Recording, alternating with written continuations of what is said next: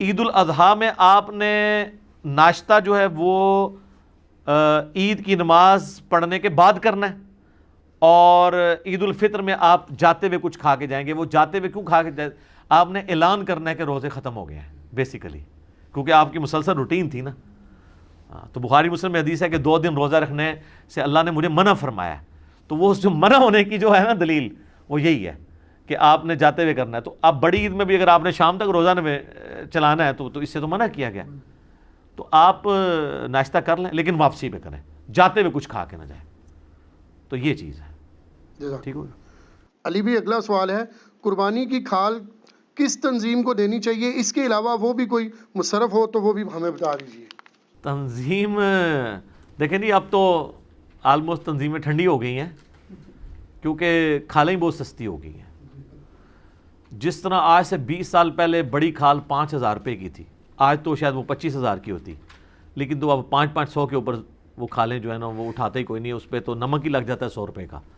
تو اب اور یہ انٹرنیشنل سازش ہوئی ہے مسلمانوں کے خلاف، اگرچہ اس میں جرم چند لوگوں کا تھا، بعض دہشت گرد تنظیموں کے لیے فنڈنگ جو ہے نا وہ اس کے ذریعے ہو رہی تھی، وہ FATF کا جو چکر چل رہا ہے اس کی چکر میں باقی عام مسلمان بھی رگڑے گئے۔ اب عیدی والے یا شوکت خانم والے بیچارے جو کھالیں بیچ کے اپنا ایک ویلفیئر کا کام چلا رہے تھے، ان کا یا الخدمت فاؤنڈیشن والے، ان کا تو قصور نہیں تھا لیکن وہ بھی ساتھ پس کے اس کے۔ تو اب تو وہ سلسلہ نہیں ہے، ورنہ تو قتل ہوتے تھے سیاسی تنظیموں کے بھی، مذہبی تنظیموں کے کھالیں اس کے اوپر، اور بعض لوگ تو 2 قربانیاں کرتے تھے تاکہ ایک ہی فرقے کی 2 جو مختلف تنظیمیں ایک قربانی کی کھال ان کو دیں تاکہ دونوں سے بنا کے رکھی جائے۔ تو کھال کا جو مصرف ہے نا وہ صحیح بخاری اور مسلم دونوں میں حدیث ہے۔ مولا علی علیہ السلام کہتے ہیں کہ نبی علیہ السلام نے میری ڈیوٹی لگائی تھی کہ جو جانوروں کی لگامیں ہیں اور جانوروں کی کھالیں ہیں اور اس کے اوپر وہ جو باقی جتنے بھی لوازمات لگے ہیں وہ میں سب کا سب صدقہ کروں اور کسائی کو اجرت کے عوض یہ چیزیں نہ دوں۔ اور صحیح مسلم میں حدیث ہے کہ قربانی کی کھال کو آپ اپنے استعمال میں مسلح کے طور پہ اور ڈول بنانے کے لیے لا سکتے ہیں۔ مختصر یہ کہ اس کا وہی مصرف ہے جو گوشت کا مصرف ہے۔ گوشت آپ خود بھی کھا سکتے ہیں، کسی کو بھی دے سکتے ہیں، کھال آپ خود بھی استعمال کر سکتے ہیں، کسی کو بھی دے سکتے ہیں۔ کسائی کو اس لیے نہیں دے سکتے کہ وہ پھر اس کے معاوضے کے عوض جاری ہوتی ہے۔ جس طرح عام دنوں میں آپ دیکھتے ہیں لوگ کوئی جانور گراتے ہیں تو وہ کسائی کہتا ہے جی میں کھال ہی لے لوں گا۔ اب نہیں ویسے کسائی کھال لیتے ہیں، کیونکہ اب تو کسائیوں کا ریٹ کھال سے بہت زیادہ ہے۔ جب جس زمانے میں ریٹ وہ قریب ہوتے تھے تو وہ کہتے تھے ٹھیک ہے بکرا ہم ذبح کر دیں گے، کھال مجھے دے دینا۔ تو قربانی میں تو وہ کام نہیں آپ کر سکتے۔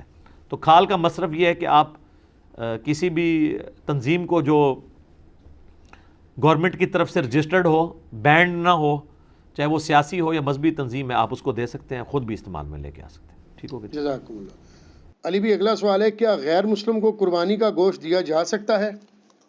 تالیف قلب کے لیے دے سکتے ہیں۔ اہل سنت اہل تشیع دونوں کا اتفاق ہے کہ غیر مسلم کو گوشت دیا جا سکتا ہے۔ قرآن نے جب ذکر کیا سورہ الحج کے اندر کہ مسکین کو اور غریبوں کو کھلاؤ، تو ظاہر ہے اس میں وہ بھی شامل ہیں۔